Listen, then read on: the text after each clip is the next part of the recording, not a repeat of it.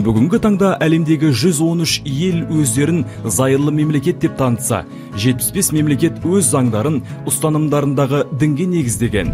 Қазақстан Республикасы тәуелсіздік алған сәттен бастап, болашағының баянды болу үшін таңдау алдында әлемдік өркениетті елдердің тәжірибесіне көз жүгіртті. Мемлекет тұтастығын сақтауда зайырлылықты таңдады.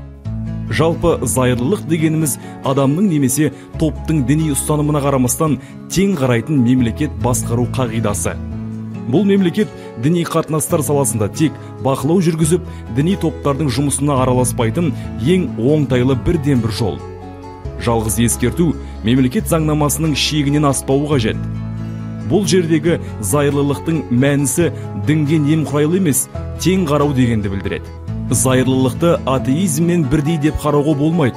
Әлемде зайырлылықтың 3 түрлі үлгісі қалыптасқан. Зайырлылықтың бірінші үлгісі атеистік үлгі. Оның көрнекі мысалы халқымыз бастан өткерген кеңестік режимде орнықтырған кеңестік социалистік одағы болып табылады. Зайырлылықтың екінші үлгісі сепаратистік үлгі. Бұл үлгі діни қауымдастықтардың мемлекеттен бөлінгенін және заңнамада қандай да бір діннің немесе конфессияның ерекше құқыққа ие болмайтынын негізге алады. Зайырлылықтың үшінші үлгісі таңдамалы негіздегі үлгі. Ол үлгі қоғам үшін ерекше құнды болып табылатын конституциялық негізде анықталған діни басымдықтарды басты тірек етеді. Қазақстан қазіргі таңда зайырлылықтың екінші үлгісі сепаратистік негізінде жұмыс жасауда. Зайырлы мемлекет қандай да бір дінге ресми мәртебе бермейді және оған ешкімді міндеттемейді.